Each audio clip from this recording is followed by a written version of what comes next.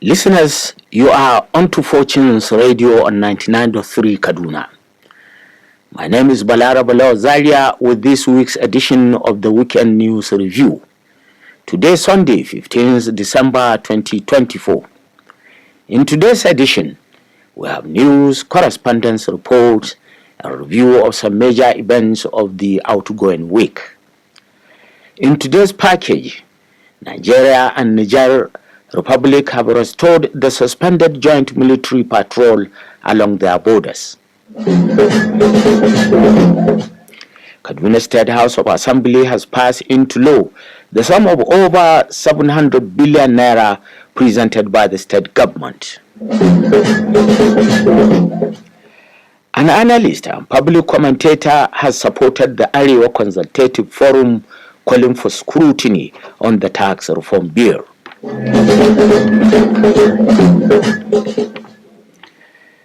We have also a review of major matches during the outgoing week.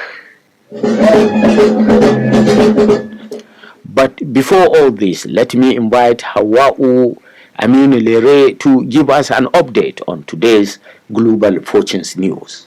Hawa'u, over to you. Thank you, Balarabe. And now the news. The National Chairman of the All Progressive Congress, Abdullahi Ganduji, has declared the intention of the party to capture Rivers State for the APC during the 2027 general elections. The party national chairman stated this while inaugurating the newly elected executive committee of the party in the state, led by Chief Tony Okocha in Port Harcourt, the state capital, on Saturday. Rivers State is currently being controlled by the People's Democratic Party under the administration of Governor Siminalayi Fubara. Ganduja said, despite knowing that the South-South geopolitical zone largely is controlled by the People's Democratic Party, the APC is making moves in the zone to capture the state. Over 1,000 young Nigerians have been recruited into the Nigerian Navy within the last 6 months to strengthen joint military operation in the Northeast, Niger Delta and Gulf of Guinea. The Chief of Naval Staff, Emmanuel Ogalla, disclosed this at the passing out parade of Batch 36 trainees at the Nigerian Navy Basic Training School in Oni. He said that the new sailors will be deployed aboard naval warship engaged in counter-insurgency operation, oil theft and sea piracy, among other things. The recruitment of 1,840 rating become necessary to secure the nation's maritime environment, ensuring national economic prosperity. Nigeria continues to face cash scarcity despite a significant year-on-year increase of 1.59 trillion naira in the amount of currency held outside banks. Data from the Central Bank of Nigeria's Money and Credit Trust Statistics shows that a substantial proportion of currency is circulating remains outside the banking system, with more than 90% consistently held outside formal financial institutions in 2024. The data revealed that currency outside banks surged to 4.29 trillion naira in October 2024, accounting for 94.3% of the total currency in circulation of 4.55 trillion naira. Lastly, Chairman of the Independent National Electoral Commission, Professor Mahmoud Yakubu, has debunked the rumor that he is dead. Yakubu disclosed this in a statement signed on his behalf by Rotimi Oyekami, his chief press secretary. Reports on online platform and some social media handles reported that the INEC chairman died at an undisclosed hospital in London after an illness. That concludes the news. Over to you, Balarabe. Thank you very much, Hawa'u Aminulere, for the news update. Now the review of the week's major events. Our first report, the Chief of Army Staff has disclosed that Nigeria and Niger have restored the suspended joint military patrol along their borders so as to degrade the activities of Lakurawa, a new terror organization. Fortune's correspondent Aliyu Ibrahim Hadis engaged a retired Navy Captain Umar Abubakar Bakoli on his comprehension about the realignment of the two states despite stand of ECOWAS on the deposed Muhammadu Bazoum by the junta regime in Niger. Security to every society is so paramount that deserves well treatment without compromise or political interest, as no nation will neglect or take its security for granted. Back to history, every nation takes its border security or gave it the utmost priority, especially the strong ties existing between Nigeria and Niger Republic. However, Nigerian military and its counterpart have played a vital role in the two nations' joint patrol, but things fall apart from the time the Niger military junta overthrew the democratically government under the leadership of Muhammad Bazoum, which the country was placed on sanctions by the Economic Community of West African States, ECOWAS. A recent development, the Nigerian Chief of Army Staff Lieutenant General Olufemi Olede disclosed the Nigerian and Niger had restored its suspended joint military patrol along their borders in order to degrade the activities of Lakurawa new terror organization. Navy Captain Abubakar Umar Bakor retired, who is now the Commander General National Vigilant Group of Nigeria, expressed his view on the development on the restoration of the joint military patrol between Nigeria and Niger military junta. Nigeria-Niger relationship is very, very important and vital. Militarily, we have the most peaceful border. Bringing back our multinational joint task force is very, very important, and it's a welcome development. Our CDS visited Niger recently. Issue of Lakurawa, to defeat Lakurawa, you need local intelligence networking. Because as I said, we are similar. You can hardly differentiate Nigerian from Nigerian. Even from the name, you can see. So we have to use local intelligence networking to monitor their movement. It could be recalled the ECOWAS chairman under the leadership of Nigerian President Bola Ahmed Tinubu had called for the use of force on the junta military to restore the democratically elected President Muhammad Bazoum. Aliyu Ibrahim Hadis reporting for Fortune's Radio Weekend News Review. Thank you very much for that report. Kaduna State House of Assembly has passed into law the sum of over 700 billion naira presented by the state government.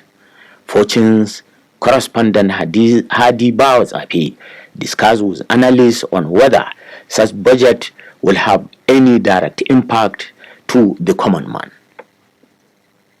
The huge amount, but the major concern and our prayer is the government should first look into the issue of security, especially the people living in the rural areas, people like us living here in KK. We are facing security challenges deeply.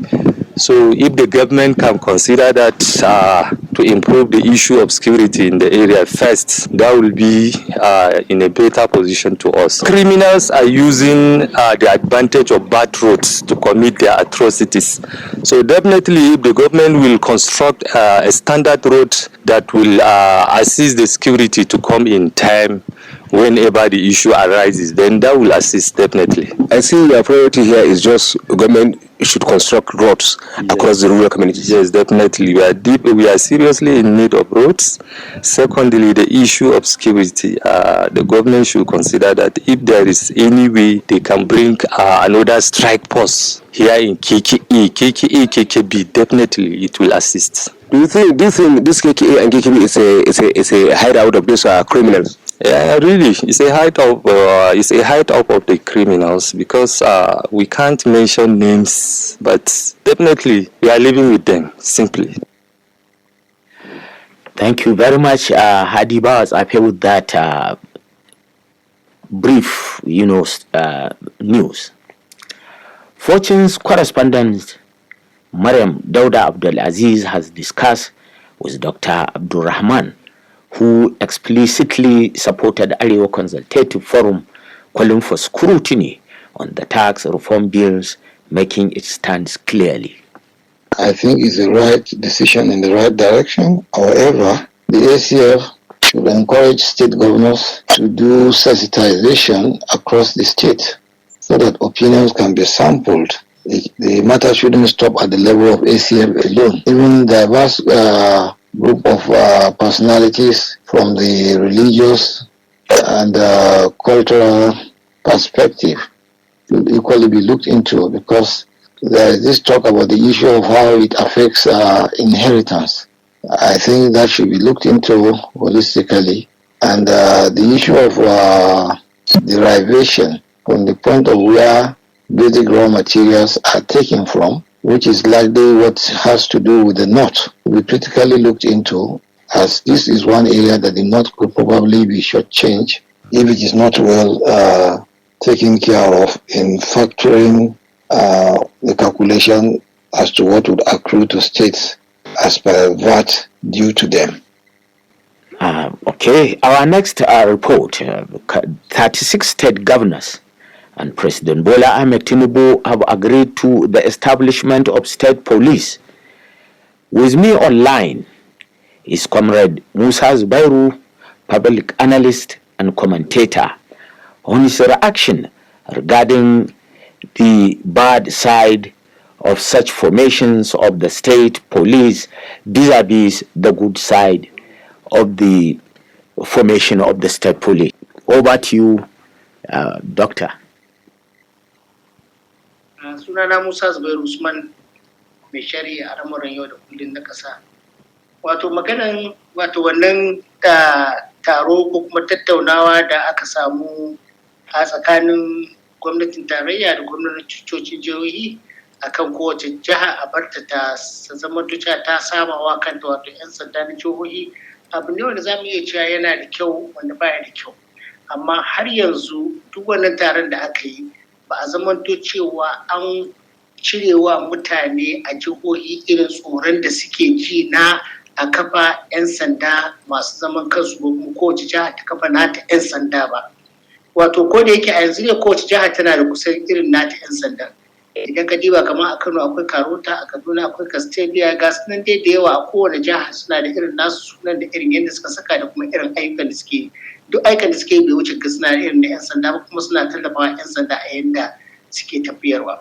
To abin da muke jin tsoro shine a nan har ya zama cewa idan aka ba gwamnatoci na jihohi suka fa nasu 'yan sandan, to Allah kaɗai sai irin ta'asar da za su yi.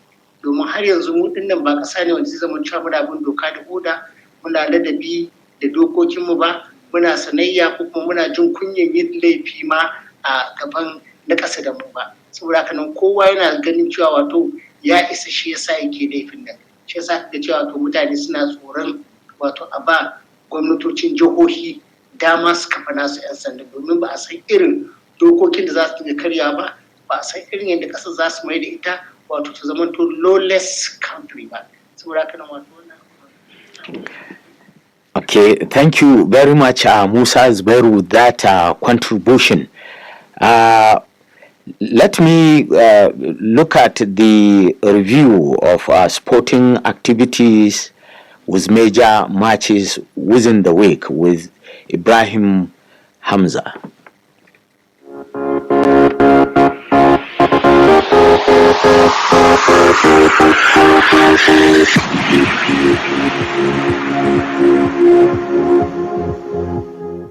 On sport today, the Saudi FA has agreed that Saudi Arabia will host the FIFA 2034 World Cup. The announcement came on Wednesday by the organization of the FA. Last week, the FIFA has announced that Saudi Arabia will host the 2034 FIFA World Cup. After that announcement, FIFA has announced that Spain, Portugal and Morocco will host the FIFA 2030 World Cup. Also, FIFA has announced that there will be a match in Argentina, Paraguay and Uruguay to celebrate their 100 years of establishment of FIFA in the world. Morocco will host the 2026 WAFCON Games. This was announced on Thursday, where the 38 teams will participate in that competition. The Nigeria Premier League, Shooting Stars beat Kano Pillars by 2 goals to nil. In English Premier League, Shooting Stars beat Kano Pillars by 2 goals to nil. In English Premier League, Arsenal and Everton draw. Liverpool and Fulham also draw. Newcastle beat Leicester by 4 goals to nil. Aston Villa lost against Nottingham Forest by 2 goals to 1. In Spain, Real Madrid and Real Vallecano draw by 3-3. The goals came from Valverde, Bellingham and Rodrigo. Sevilla beat Celta Vigo by 1-0. In Serie A, Juventus and Venezia draw. Udinese lost against Napoli by 3-1. In transfer, Newcastle United and Arsenal Liverpool want to buy the 24-year-old winger of West Ham, Mohamed Kudus. Also, Alexander Arnold said no any agreement with his team. Manchester City want to buy Netherlands and buy Leverkusen player Jeremiah Frampton at the age of 24. That's sport for today.